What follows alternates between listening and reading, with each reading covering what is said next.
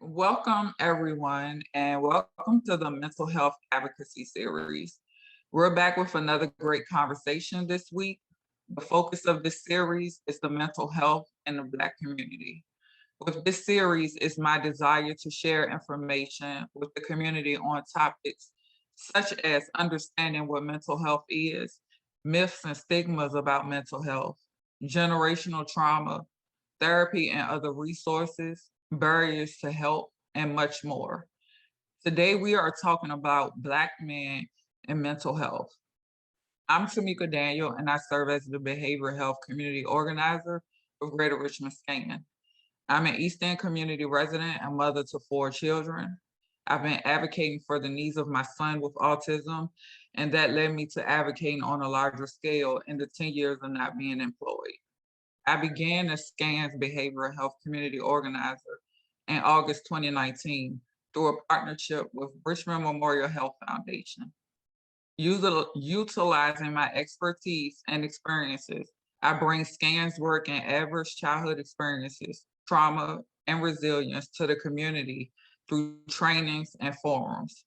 I also assist in building resilience and facilitate healing through empowerment and connection through a trauma-informed and equity lens.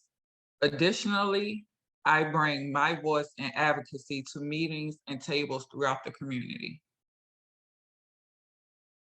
So today, our expert panel will discuss mental health from the perspective of Black men and youth.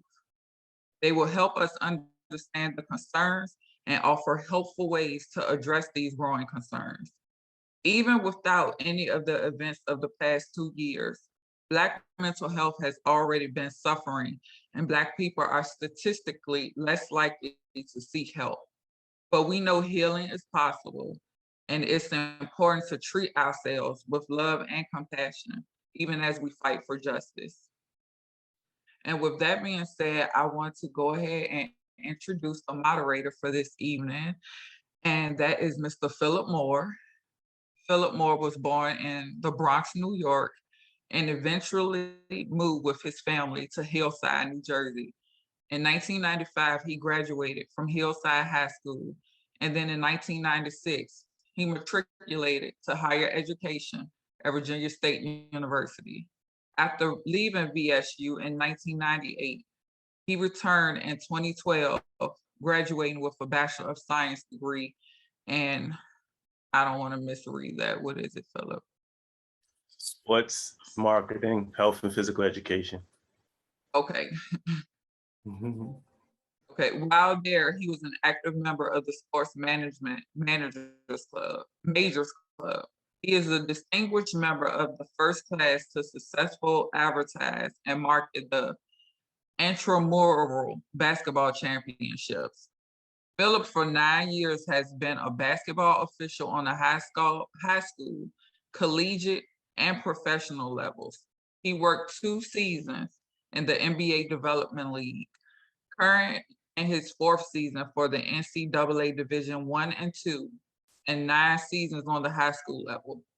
He is the supervisor of officials for the Ben Wallace Next Level Pro AM League in Richmond, Virginia. It is here where he is able to fulfill his passion to teach up and coming officials art of basketball officiating. It is his goal to help them maximize their potential and to work to reach the highest levels of officiating.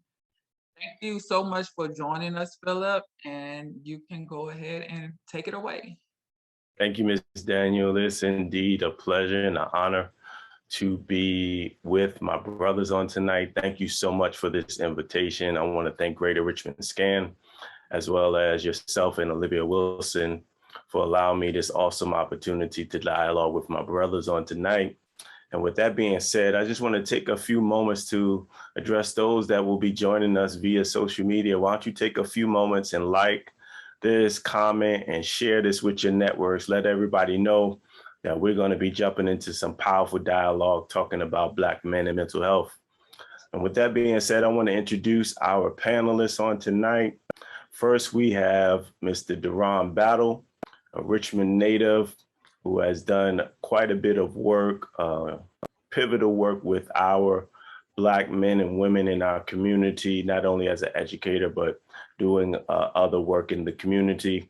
Welcome, Mr. Battle. Glad to have you on tonight. Alongside him, we have Dr. Evan Harris, who is an assistant professor of social work, a licensed independent social worker, and a licensed clinical social worker. His practice experience has included mental health and addictions, therapy, school social work, and LGBTQ plus advocacy. Welcome, Dr. Harris. We're glad to have you. And last but not least, we have Hassan Washington, who is a community activist of Richmond, Virginia, who's committed to the advancement of African-American youth in urban neighborhoods through various capacities. And he promotes healthy communities and creating opportunities in environments where our youth are at risk today. So glad to have you with us, Mr. Washington. Let's jump right into the dialogue. I'm gonna pose a few questions to you all, and I may direct it to one or just say you all just jump on in and give your commentary to them. But I want to start off first, ask you all to unmute yourselves. And we're gonna start off with the first question is, why do you think it's hard for Black men to open up or talk about their mental health? And I'll get the ball rolling. So in my view, I think we do it, but we do it kind of indirectly. If you put us together in the barbershop, we'll talk all day. And there's no telling the many various topics we will touch on in the barbershop. But in you all's view, why do you think sometimes it's hard for us as Black men to talk about mental health? I think honestly, as of before recently, it wasn't socially accepted to speak freely about whatever's been bothering them, especially if it's more intimate conversations or intimate topics. So yeah, we may talk about sports related thing or some music thing that may have hurt their feelings, or we may talk about the death of, let's say, Kobe or whatever, right? But what we won't talk about is how that death reminded them of somebody that was close to them, and how those feelings ran parallel, because it wasn't a safe space, or because Philip may joke on me, bro, start crying in the barbershop about. So I think it's a lot of like just socializing or socialization that plays into that stigma of, I don't really want to speak on it. Absolutely. Dr. Harris, you want to jump in? Sure. I mean, I think to kind of build on that, I think that there's for sure that sort of construction that if we're acknowledging our feelings and emotions or talking about them, that can be constructed as weakness. And so I think sometimes then how does that impact me within my community or with my people if then they think because I show emotions or because I'm acknowledging that I have them, that then I'm weak in some way. And so it can challenge me kind of in my life altogether. But I think also it's a privilege to be able to address your mental health. And not all of us have access to that privilege. And so I think even what kind of access do you have to it? Is this in your neighborhood? Is there good quality therapists or in your neighborhood? Or even if you're talking to people, do you feel like the people that you have access to talk to, do they get it? Or can they be supportive? Do they understand how to listen and sort of hold that for you and not sort of pass that judgment? But even, do I have a job if I want to go see a therapist? Do I have a job to take that time off? Do I have sufficient time off to do this regularly to kind of tend to it? Because it's not something that we're addressing mental health overnight. It's a long-term kind of commitment. And so we don't all have that access to kind of make that commitment as well. So I think that even if we're trying to address it in our community, there's maybe not a lot of access or sort of the judgment that kind of comes around with that. And if we're trying to do it outside of our community with professionals, we don't always have that access to that either. Absolutely. Hassan, did you want to jump in on that?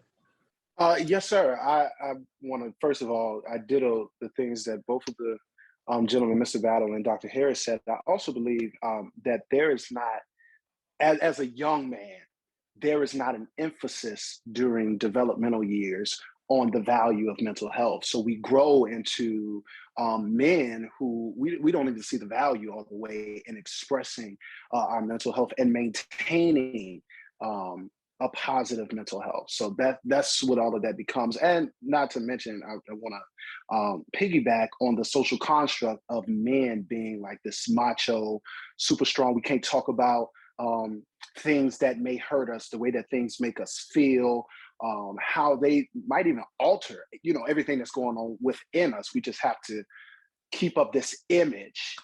If I could best say that, it's almost image driven now for men to not speak on our feelings. We just take a licking and keep on ticking. Yeah.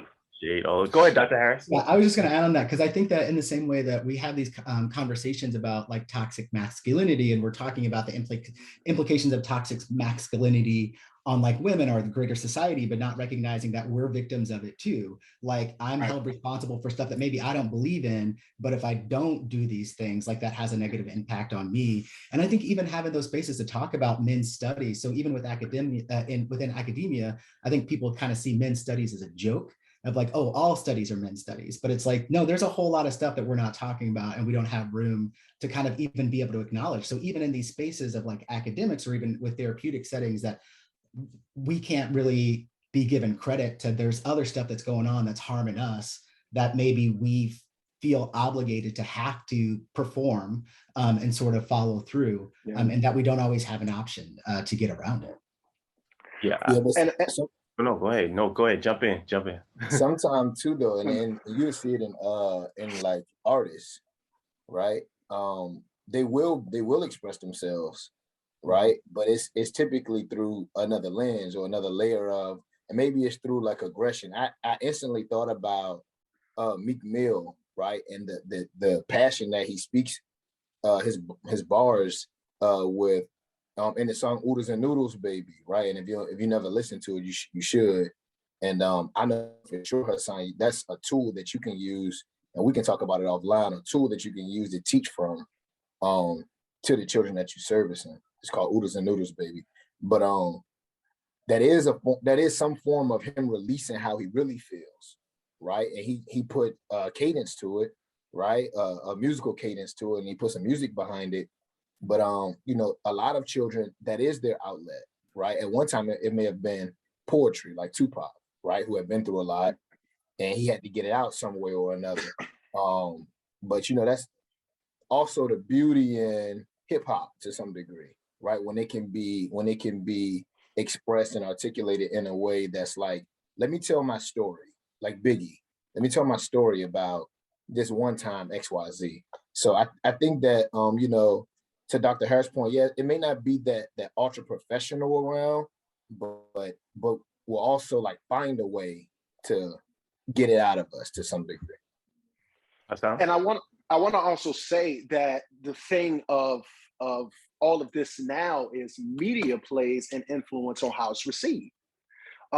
So that was a great example, Mr. Battle. Hip hop and music in general is a form of how men per se indirectly express their feelings and express their mental health. But it can be some other ways that it's received. For example, and I deal with children that are, kids 5-10 years under me, and they're rappers now, guys, G Herbo, Rod Wave is a guy. They say, oh, he's in his feelings all the time. And I thought about this a few weeks ago.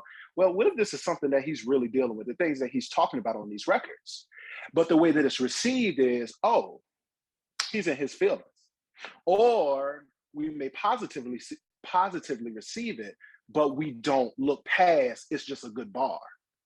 So media has definitely played a huge influence on how these things, if they even how they even brought to the surface. And we could take this even back.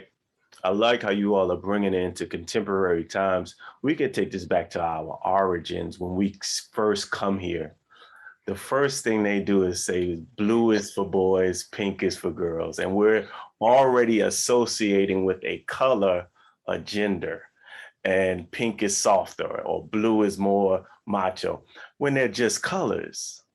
And we've got to normalize things that we've made abnormal through our socialization, like you said, Dr.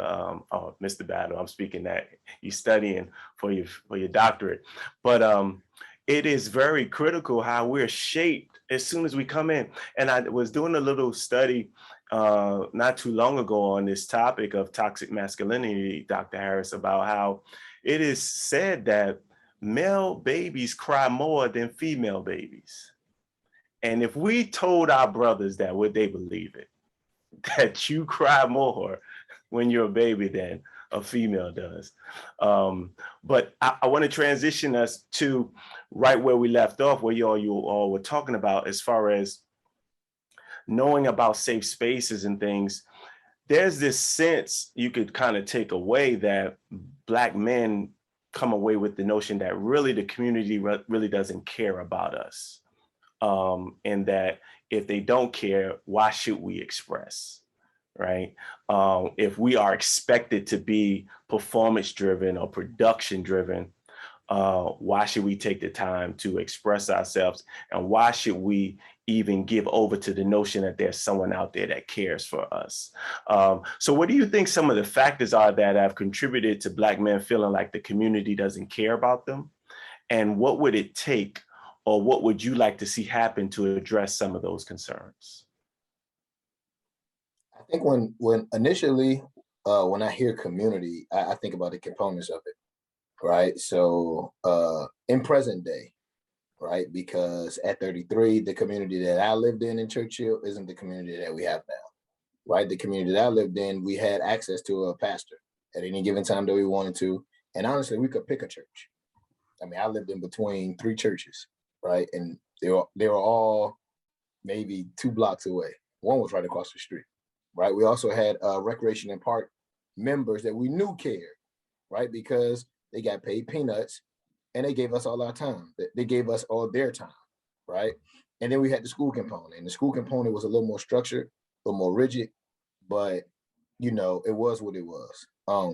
Right now in present day, I don't think any of those things are as strong as they once were, right? So like that church aspect or component of community is almost non-existent, especially through COVID. But even before COVID, you just didn't see reverends out in the community as much, right? That's just what it is, right? School leaders, right? School leaders now seems to be more political than it is like impact, right? And that's just what that is. That's just, you know, the truth. And the same with recreation and park, right? You don't see them, you know, in the summers when they're giving away breakfast and lunches, you don't see those playgrounds filled with children, right? You just don't. So I think before we even get into that question, Phil, it's more just disconnected from what it once was to begin with, at the most fundamental level, which is human interaction within the community. So yes, you may have a 12-year-old who's struggling with some behavioral issues or academic issues, but because that trust wasn't built at 6, right, when he starts showing signs of these things, I don't really trust you, or it's a revolving door with this person in this position. It's hard to build rapport, right? And when you don't build rapport, the behavior typically continues, and the cycle continues because of that. You know, so I think that's like how I process that question. Someone else chime in. Yeah, I would definitely say that is I'm going to, throughout this conversation, keep resorting back to the development of the man, you know, in his early adolescent years. Another thing that I would say to add on to that, as far as building the trust, building a rapport, is to take down the stronghold of what a man should be, to not neglect the humanity of a boy, of a man, and to dismantle this image of what it should look like. And when they don't meet the image, you treat them as a failure or a disappointment. Like, oh, you're not a real man. You know, that's a statement that's heard way too often. You know, you ain't a real man. Or men don't do that. Men don't. Myself, boys don't cry. Boys don't cry. You know, you have to take all of that stuff down. And we have to have more resources, again, community, that act as a village to raise up an army of men who can actually express themselves in a healthy way. And we got to come together to do that. That's not an, you stay over here and do that, and I stay over there and do that. No, we have to come together and talk about these things, because there's something that you could be going through that someone else is going through, and then you can help each other. That's also therapeutic, to link up together and actually raise up out of whatever you might be battling, so that that doesn't bear on you and it becomes unhealthy. Harris? Yeah, I think also just like overall the implications of systemic racism. So all of the things where Black men, I feel like, have really kind of bared the brunt of, like the school to prison pipeline, over incarceration, police violence. And I feel like as a community of Black men, I think we feel like we're just getting beat up and nobody's really doing anything about it. And that's been the same story forever since the beginning. And we're still out here on our own. And so I feel like that even in sort of like to what Hassan is saying, is that the way that we are sort of brought up and the way that we're developed, you just learn that you're kind of just on your own. So you got to deal with it yourself. You got to keep it moving. You don't have time to really kind of tend to that, or nobody's really going to be there to hear that story for you or support you through it. And so I feel like we do ultimately just often feel like we're on our own, and we just have to tend to things ourselves. Yeah, that's why I spoke on that community component from like, and I'm not that old, right? So like then and now was like, at some point you do feel like you're on your own. I had 3 sisters, right? And though my dad is just dad, like he's just dad, like he's good, he's valuable, but outside of this house and all that, like I want to meet somebody else's dad, right? Maybe my dad doesn't like, painting, but your dad does, right? So I had that in my, I have this like toolbox idiom that I use. I could go into my toolbox and pull out, someone that was into landscaping or painting or swimming, stuff that my dad wasn't into, from a community aspect, right? And I felt that love. I felt that, right, as a child. But right now in present day, even the people that's in the community, I'm speaking about myself really too, because it's so little of us, we get burned out, right? And now I have to protect my own mental health, trying to enhance, from, burning out or just spiraling out of control or whatever I may be battling, in effort to, make sure I'm straight and kind of quit on the child to some degree, because I can't stay in this role, right? I feel like it's just me, so now I have to worry about my own self, my own children, that's also young men, and so the sucky part about that, fellas, is it was a child that's dependent on me though, right? I was his toolbox, I was his safe space.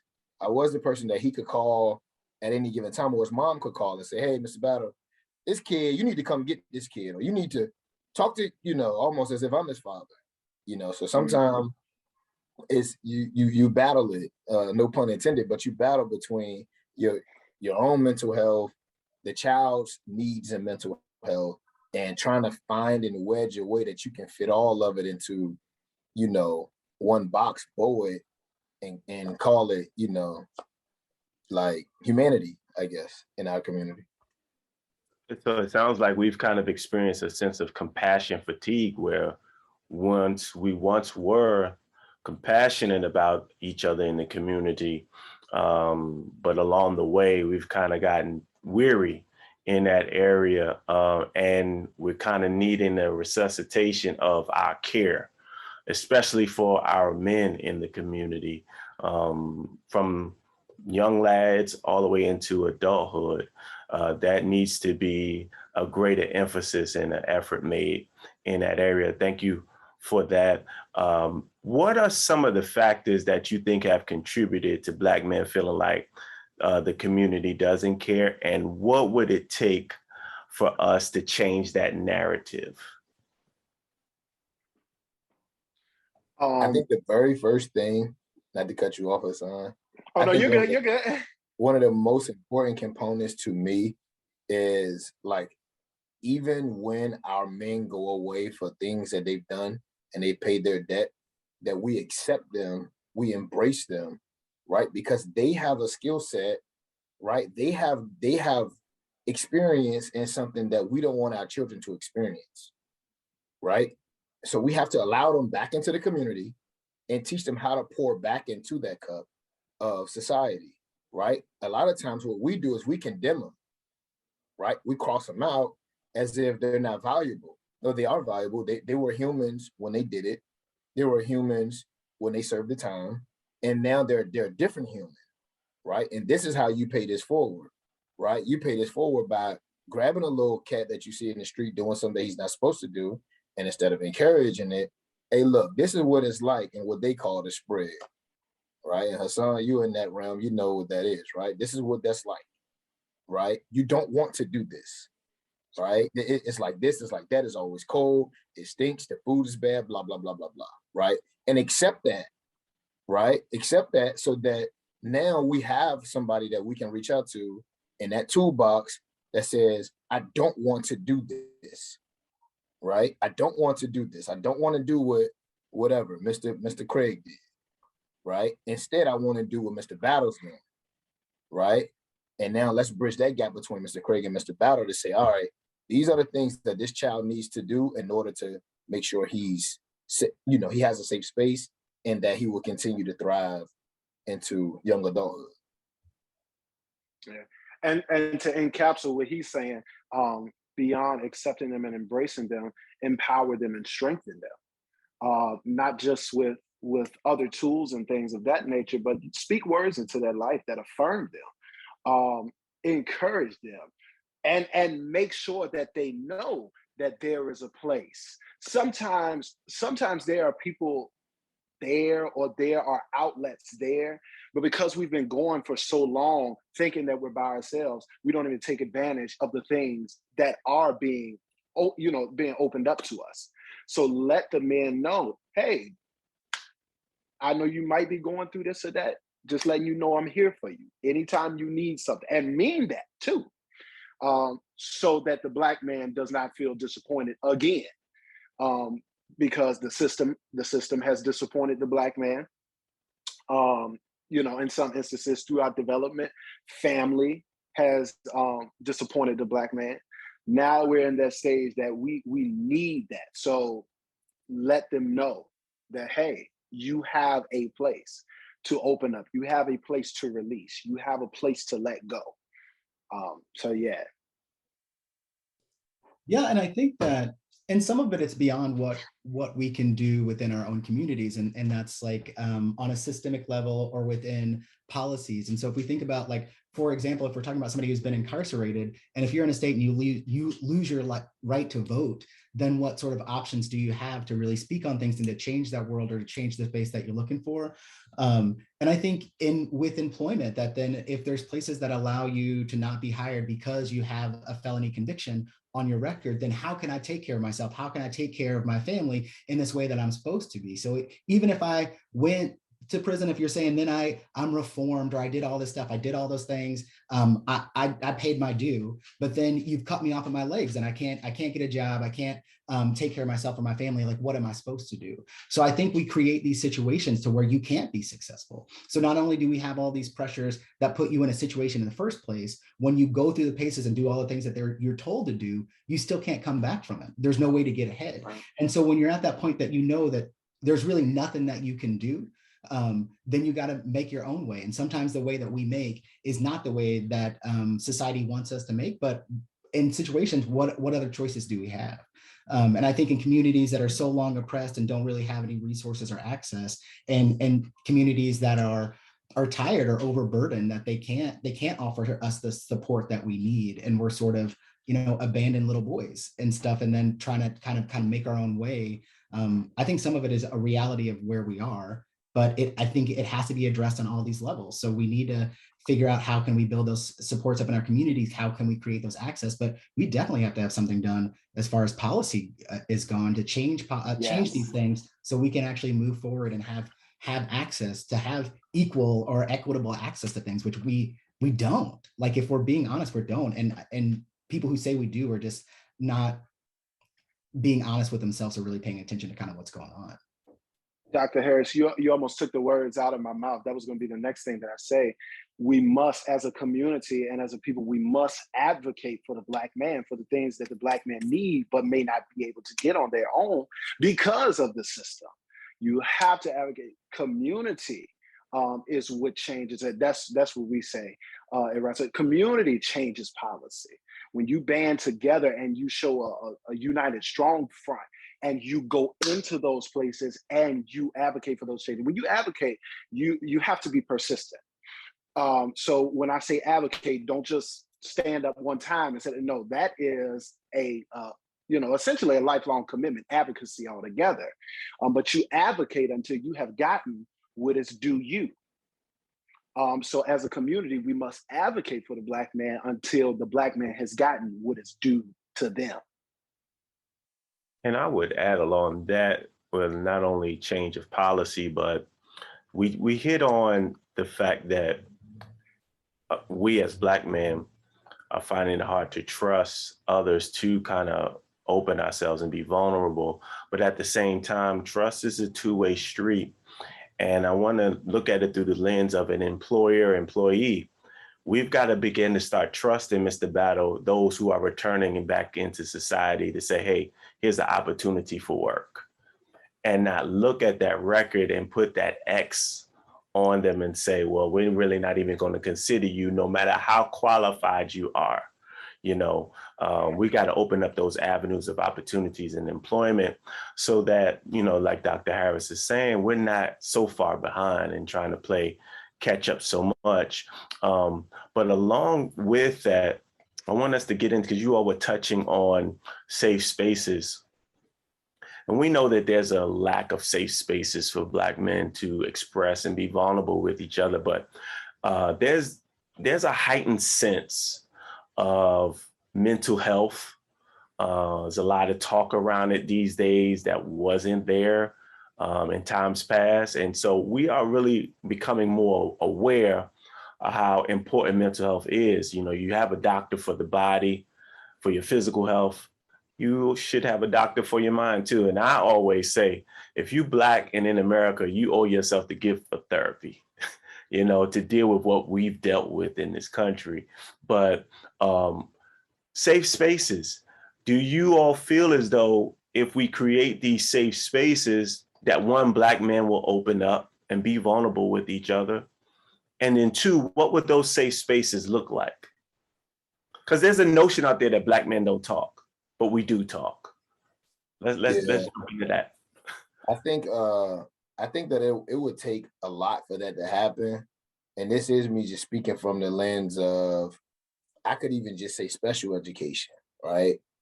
I'm trying to teach parents how to advocate for their child with the teacher or current teacher. But then it's levels. So with the principal, with the compliance coordinator, with the district, right? Because you have to hold everybody to the fire to make sure that your child needs are being met. That's the point of the document that we call IEP, right? And even with that, even with all the encouragement, even with all the coaching and all of the processes that I take or that I've took to ensure that it's a safe space, when the lights come on and the meeting gets in and all the fancy people with the fancy doctor titles and the, this and that gets in the room, we shut down, right? And we're not as expressive. So I do think that it would take a lot. I think that it should be a smaller setting first, right? A smaller setting first that is like almost perfected, right? And I'm a history guy, so you could take the Nation of Islam, or you can take the sit-in people from the Civil Rights Movement, right? Before they went into those diners, they did it themselves. They did it in a small, safe space, right? And you were people that that they trust already, right? And that's how it happens. So maybe it's not like that counselor with that fancy office and that nice plush couch, right? Maybe it's just somebody that I trust, right? Maybe it's just somebody that's come back, to get the cavalry and say, hey, let's have a conversation about this, right? Maybe it's just over a meal at the dinner table. And then we can gradually get into like this whole like big thing of like counseling, mental health, and because a lot of people, it's foreign to them. It's like trying a new food. Like, I'm not trying avocado. The color's weird, the texture's different. I'm not doing that, right? Like, I don't even like avocado, you know. So I think that's a part of it. It's like, let's slow roll it a little bit. Let's try to save 10 kids at a time in a school, right? And then we can create this big like systemic, like, well-oiled machine.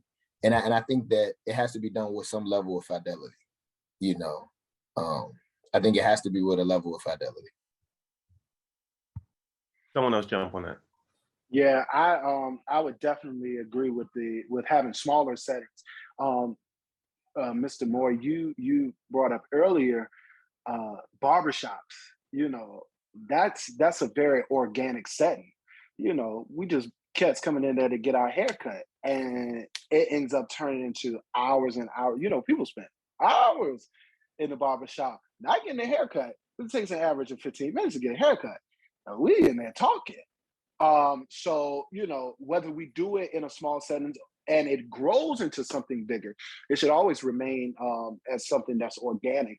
And as it naturally happens, I think that gives the Black man space to open up. Because sometimes when you do something like well, in my eyes, you do something such as something that is specifically purposed with that, or it has that label on it, it may begin to be a little awkward, because it's like, oh, is this all we came to do? Like, I just got to open up and talk. No, just maybe it is something that we sit down and eat. Let's just chop it up. We just talking, we chilling, and and that is what builds the trust. As you give them an organic space, that builds the trust, and it was soon to open up, and just flow as a result of that.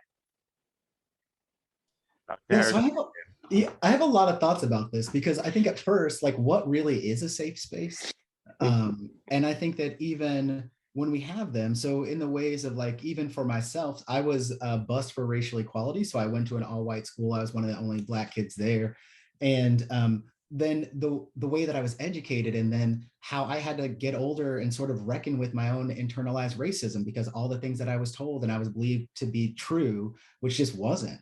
And so even within those spaces, how many times have I hurt my brothers not realizing, because I was just ignorant to it because of how I was taught. So I think even in that way, when we try to find people that we think get it, we don't, because of, again, systemic racism, and the way that we sort of internalize that, and the way that it's sort of used as a weapon against us. I think also, to like Duran's point about schools, I think because of the ways that some individuals have taken advantage of kids, or really sort of harmed those relationships of school personnel and youth. I think for me, that was a huge thing for me, is that the teachers had me. The teachers were paying attention to me.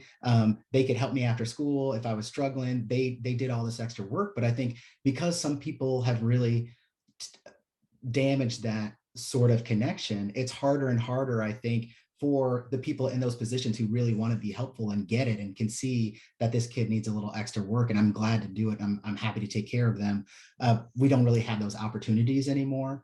And I think along with that, so it's harder to sort of get those supports from school because of people taking advantage. But I think even within higher education, I think about, so for me, I never had any intentions of being a professor. I got my PhD because I could get it for free and I like school. But when I was teaching, I recognized that the Black and brown students in my class took up a bunch of space, and they didn't speak in other classes. But then to hear and to talk more about them, to understand what that was, talk more with them about that, to understand what it was about, for people to say that teachers didn't understand them. I'm like, what don't they understand about what you're saying? And that you feel like that you can't show up as your whole self and communicate, and for somebody to understand what you're saying, or the examples that you're talking about, the teacher doesn't get it. And so in those ways that we don't feel seen or feel sort of understood, it just feels like there's harder and harder for those systems for you to really engage in. So even when I think there is an attempt to address this, or to reach out and to embrace us, I think that the people who are doing it don't get it to begin with. And so it's still faulty. which then I think makes us feel worse. Because I'm like, okay, I'm showing up, I'm going to stretch. I'm going to try to be in this space and feel comfortable. But now you just made me feel worse. And now I don't want to do this at all. Because the way that you did it just really doesn't apply. It's not sort of culturally appropriate to me, or just doesn't, you don't get it. And with that, I think also within family culture. So I come from a really poor family. Higher education is not respected in my family. It's hogwash sort of in my family. And I had this job in corporate America that I was making a ton of money, and I quit that job to go get a master's in social work. And it didn't make any sense to my family. When I said I want to be a therapist, they didn't get it. And it was still one of those things that it just seemed like, it seems like you're wasting your time. We don't really understand what you're doing. Our mother passed away in 2016. And at that point, then people got it. That they could talk to me about it and they can understand it. But I think that sort of like Duran is saying, that if you don't, it doesn't seem like something, I'm not used to it. It's not within my family culture. It's not within, like, I don't know of anybody who goes to therapy. And when you think about it, it's like, you know, white women in yoga pants or something who are going to therapy. So it doesn't seem like something that's for me. It doesn't seem like it was probably made for me. And I think sort of those images that are out there just don't really seem like they fit for us. And when I think some people do try to make it fit for us, they don't necessarily get what we need. And so I think sometimes that even when we try, it just makes us feel worse. So I think a lot of things can be done. What it looks like and what a safe space actually looks like, I think is, in theory, it sounds great, but I don't know how easy that would be to realize. Yeah, so like that's also what makes like extracurricular items so imperative, right?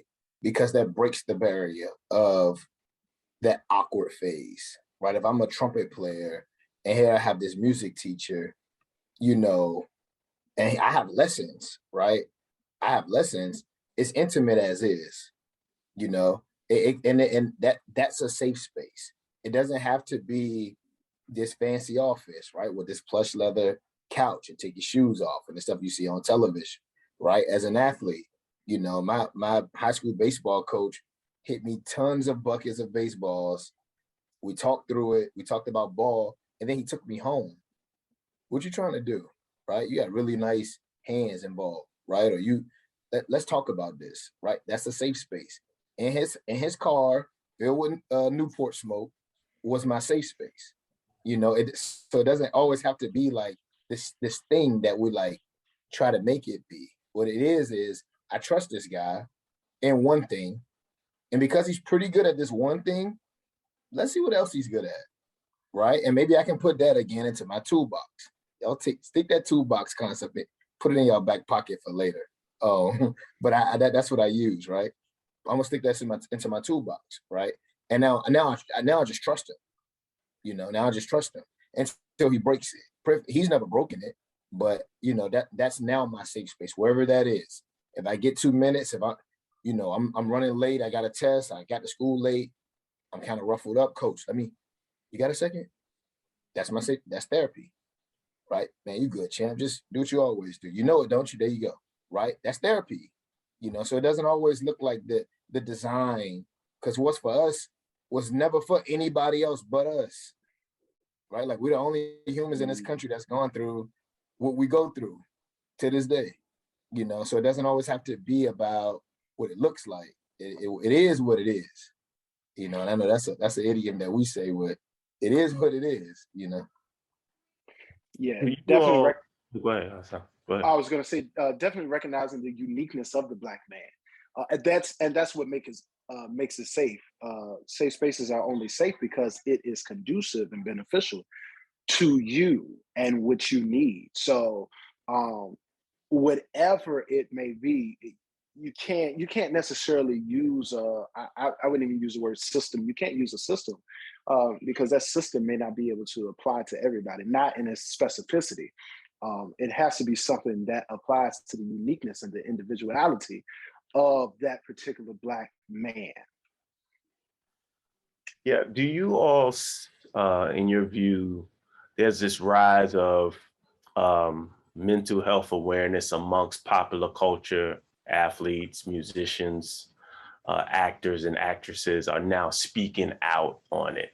They are letting their lives be seen on a bigger platform and to say that, you know, I'm going through a moment where I feel dysregulated. I'm going to take some time away from an athlete. I'm going to take some time away from the season and I'm not going to play, things of that nature. How do you think that's affecting our community of men? Are we seeing it now that this is more prevalent, that, oh, this is a real thing? Or I can identify that with that, I can relate. What do you think the effects are of that popular culture on us? I like it sometimes, man. I also understand we're just having pro friends that a lot of our people don't have the autonomy financially to do that. So we may need a break more than an athlete, but we're not financially stable enough to do such. So I can appreciate when they say it, you know, and I can appreciate that they do say it, right? Because I could only imagine if these things were out when Mike Tyson was battling his demons and Michael Jackson was battling his demons, right? We may still have those breaks, you know, even greater maybe. But I don't think that it plays as big of a part because again, if I'm just some guy, man, that works at the steel mill and my wife going through a little bit and my little boy struggling reading and my baby girl can't count, and I really just need a break. I get 40 hours PTO a year, you know, I can't just take a break, you know. So I think it's respected to some degree, but again, theory and practice, and theory is great. Good, man, stand up for yourself. But in the most practical sense, maybe not. Because I also can't afford to miss 8 hours from my check, right? That may derail my mental space even more, you know, if I have to take off time to deal with something. So I think it's twofold. Yeah, you know, media and pop culture and things of that nature, it to me it holds or at least on my generation, it holds a very huge influence. And if they were to come down, or not come down, but recognize the reality of what is for us, then it could be a positive. It could be a positive outlook. Like Mr. Battle said, a lot of the things that those in pop culture they do to handle their mental health challenges, situations, or whatever, we can't do. I'm not a rapper making, you know, tens of millions. Um, I work at McDonald's. You know what I'm saying? So, um, and for them being in those positions of influence, how can they advocate for their brothers and their sisters too, to be able to have these resources and these outlets on our level? So I think that their influence will hold greater power if they were to actually, like I said before, to actually recognize the individuality and the uniqueness of the Black man with their influence. Yeah, I think that in my experience with a lot of things, the youth sort of move things forward. So I think for younger folks, they may have access to this, they may see it in a different way, and it's with their whole, like when they're being developed in their formation, is that they are understanding that this is things that I see these people who we see as strong and are successful, and they're able to say, I need this time to address my mental health. And maybe our youth will kind of move forward and believe that that's an actual option for them. But I think that if we really think about with our elders, and to know that there are folks that we have that are in our community that experience the civil rights movement or have gone through times where they've seen people hanging from trees, and that feels like it was yesterday for them. And so I think that within this space, because of, like, you know, the experiences that my father had kind of shared with me, and or even things that he didn't share because he wasn't really around, but understanding, for me to understand what he experienced, to try to understand him, I can't take that out of my mind, to know that it wasn't that long ago in our history that this is how we were treated. And so I think a lot of things I still just have a hesitancy about, even if I want to be able to embrace some things. And I feel like this is something that's probably shared with some of us. I don't think I'm the only one, but that I think that I can have both sides. I can hear that, yes, maybe it's okay for me to be more open with these things, but I also know that this is how I was treated the other day. And I always have to keep my guard up and be protected, and know that I have my own back. And so I think that everything is a little more trying. I think that stretch is a little more of an ask for us to kind of reach into those spaces and kind of take that chance, because it feels more risky in some ways for me than it might feel for somebody else. So I don't know that our older sort of elders and our older aspects of the community, I don't know that what people are doing in the media has any impact on them. I think it probably has some impact on some of our youth, but so parts of the community, yes, but I think there's still a huge swath of the community that it doesn't have any kind of impact. Yeah, Dr. Harris touched on what I just said, that no one else in the country has gone through what we've gone through. So like, there's literally like, if you know a 70-year-old human, right? He was 18 when MLK got killed. That's crazy, right? Like if he was born in let's call it 1950, right? That's not that old. He was born when MLK got killed. He was born when Malcolm X got killed. And he may even remember when Medgar Evers got killed, right? And that's not even getting into the Panther movement or any of that. So you understand the repercussions of, you know, what happens if you stand up for yourself. You look at Colin Kaepernick. Colin Kaepernick did something in the 21st century that happened in the Olympics. What year was that? 1969, I believe. No, what the Black You're talking Fist, about the year was fist? that? I thought that was 69. 69 or 70. Either way, right? Yeah. It's the same repercussion though. Mm-hmm. You understand what I'm saying? So it's like, yeah, stand up for yourself, man. You got a social media platform, you got 50,000 followers, but understand the powers that be are who they are and who they will be, right? So how do we navigate in that space and still get your point across, or still stand up for yourself, but also be careful enough that that man threw his career away for the greater good of the people.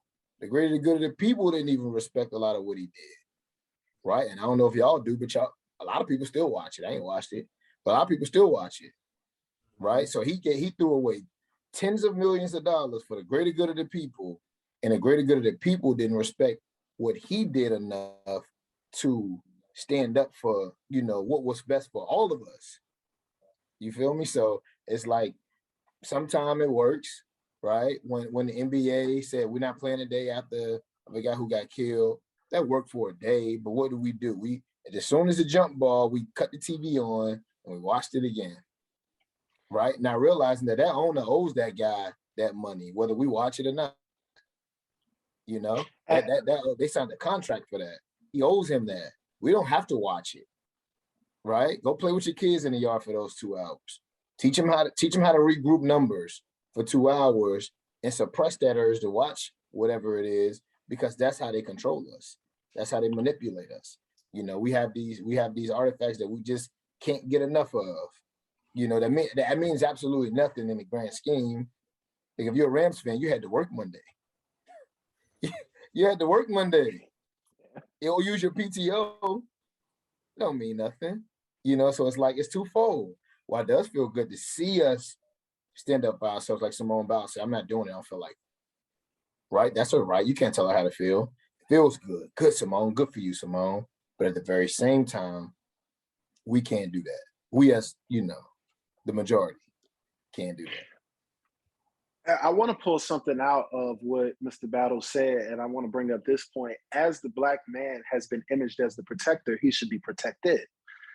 You brought up Colin Kaepernick. To the day, you're right. There are still a majority of people who really don't care or really don't see the value in what he did. He literally threw away everything for something that he felt was important for his people.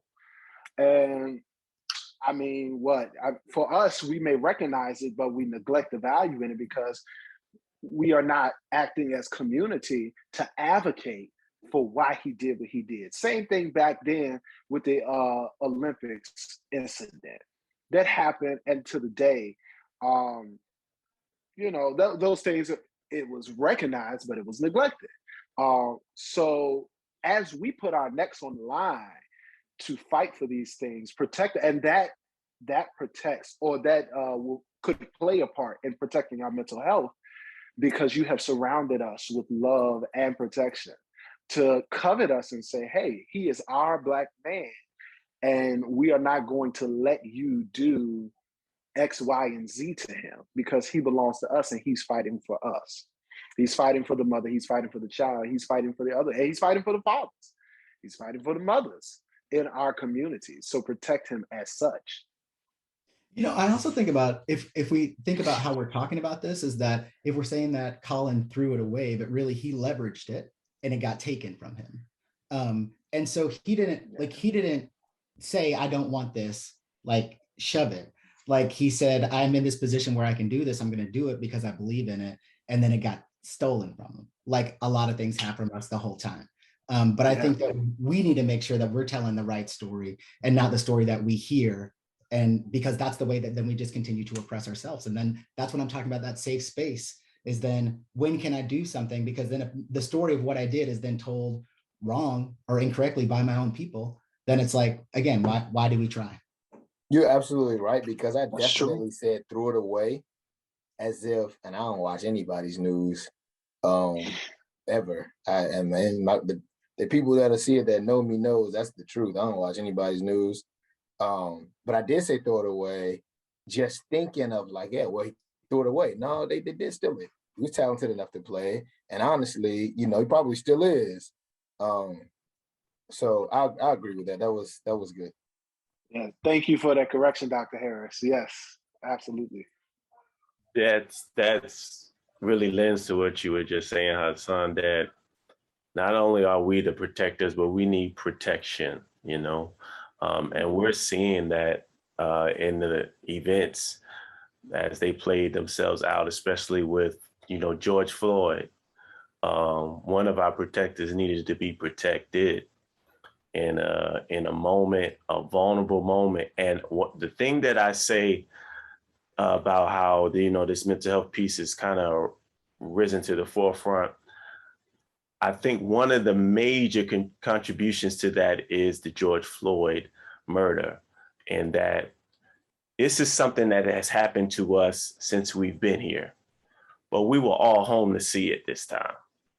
We were all there at the same time watching it. And so now, since we all see it now, okay, it is important for us to be mindful of our mental health now, to be mindful of our safety and our well-being as Black men in this country. We're just not hunters and fighters and protectors, but we are vulnerable too in this, the country we live in and the communities that we live in. I want to ask one more question and then we'll wrap it up. There is a shortage of Black mental health professionals. Do you all think that Black men will be open to speaking with non-Black mental health professionals? I know that I would. I've dealt with a crazy amount of trauma. I've never gone to counseling. I know my triggers, right? I know my triggers. I know myself. I learned to learn myself, so that I won't continuously be triggered, whether it's by music, smell, a certain like ray coming through the window when this thing happened or whatever it is. I'll shut the blinds. I've never watched the George Floyd thing ever, right? Because I mean, I've seen life end, if that makes sense. So I would be open to it. And I pray that everyone else would be. That barbershop component is heavy. That's like culture. It's like, that's one of the things that makes us us. I think even when my hair finished leaving, I'll go, right? Just to, like, trim my beard. I'll give you a couple dollars, just because that's just what it is. So I do believe that it's a space for it. And it doesn't, like I said, it doesn't have to be the fancy stuff. It could be that old ball coach, or it could be that music teacher, or it could be that, that little old lady that always tell you, that always told you as a child, stay out the street, you go back and talk to her. She asks you questions. So yeah, I think it's a space for it.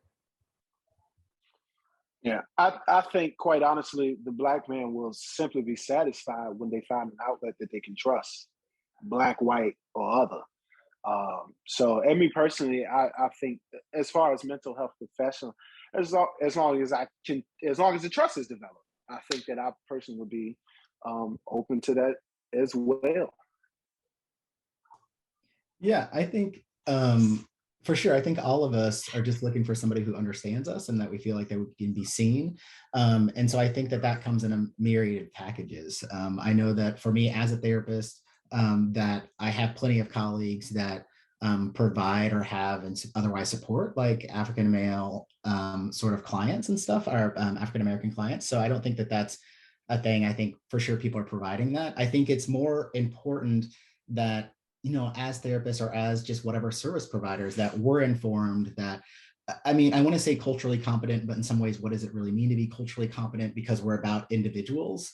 So like Duran was talking about what his trauma is. Like I can't, it's not enough for me to know what Black men experience, but I need to know what his experience was and be competent on that experience and what that would mean and what that would feel like. So I got to be really able to listen and to take in that information and process and to be empathetic. Can I put myself in those shoes? And I think a lot of therapy, I think I teach this in classes that we want to make what I call the cheap connection, is that I want to say, oh, because I'm a Black man, I understand what it's like to be where you, no, I don't. I don't know where you grew up. I don't know what it was like at your house. I don't. So it's not just because we have the same color skin or similar color skin doesn't mean I know anything about you. But on a human connect level, I understand pain.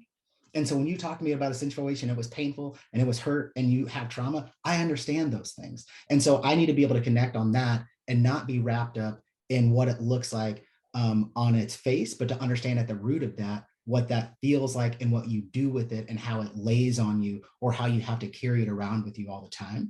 And so I think that if therapists are doing what we're supposed to be doing, or mental health professionals across the board, that's what we're doing, is that we're focusing on those human connections and recognizing that it's not about these similar things on the face value, because on a human level, we have a lot of things. And just like the way that women are oppressed, we can talk about that as Black men and say, oh, I've had this similar oppression at work and struggled, and that people don't respect me, or that I can't get access to these things or whatever. There's all of these different things that kind of, I feel like, connect us together just on a human level. Thank you, Dr. Harris. I really enjoyed the dialogue on tonight. I think we hit on a lot of powerful things on tonight, and I hope you all that have been listening have been enjoying this powerful dialogue. I want to take a few moments right now just to recap and wrap things up, and ask each of you to just give us a few moments of parting words and thoughts that you may have you want to leave with us, leave with the audience on tonight. So Mr. Battle, why don't you start us off, Hassan, and then Dr. Harris, you finish this up.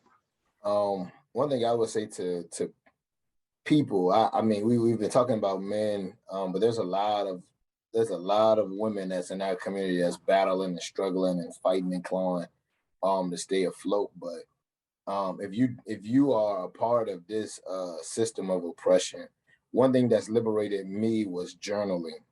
I believe in it, right? Like, and I don't know, no one reads it, right? I don't even read it, right? I don't go reread what I wrote.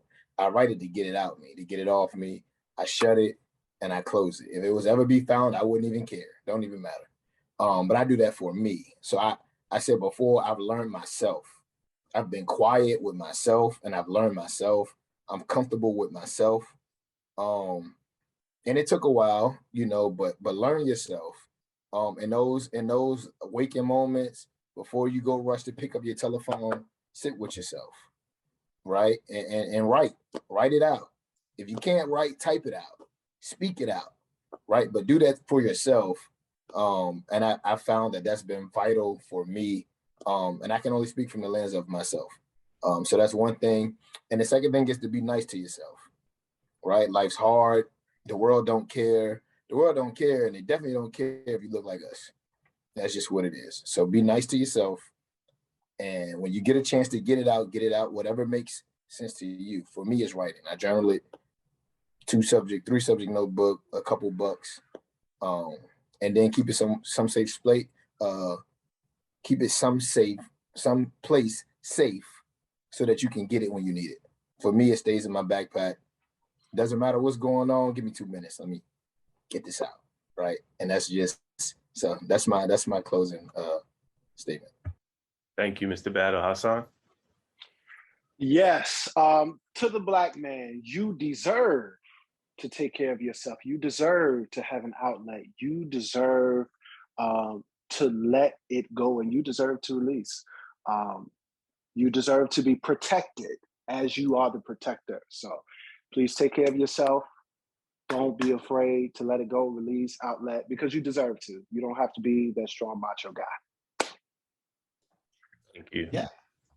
I kind of second that. So I think that that we have to be able to sort of take care of ourselves and to focus on that and to really stretch and to take a risk and understand that the first time we try is probably not going to be successful. So try again, find somebody else. Don't give up on yourself because people aren't meeting you there or people aren't able to provide for you or to take care of you. So continue to try and to stretch and to take those risks. And I think on the other side, for people who are in that position to provide that care, I think it's about making sure that we are looking at for on a professional level, that we're looking at our practice, looking at the isms and the biases that we have, and really sort of focusing on listening and being empathetic, and then connecting on that just human level. I think is. Thank you, Dr. Harris. And I would say that, you know, trauma comes in all forms, in all situations, and we've dealt with a myriad of traumas as a Black man in this country. But I would say to you, do what it takes to stay regulated, do what it takes to keep yourself in a place of being present, fully present, whether that be internally or in your workspaces with your families, in your community organizations, and your churches and things of that nature, because we need your best you. We need you. So thank you all for joining us. And I'm going to turn this over to Tamika Daniel, who's going to take us out. Thank you, everyone. We've come to the end of our time, and I just want to thank you again, Philip Moore, Daron Battle, Dr. Evan Harris, and Hassan Washington for being a part of this conversation today. Thank you all for that. I really enjoyed it. And thank you to everyone for tuning in. We hope you found this conversation informative and encouraging.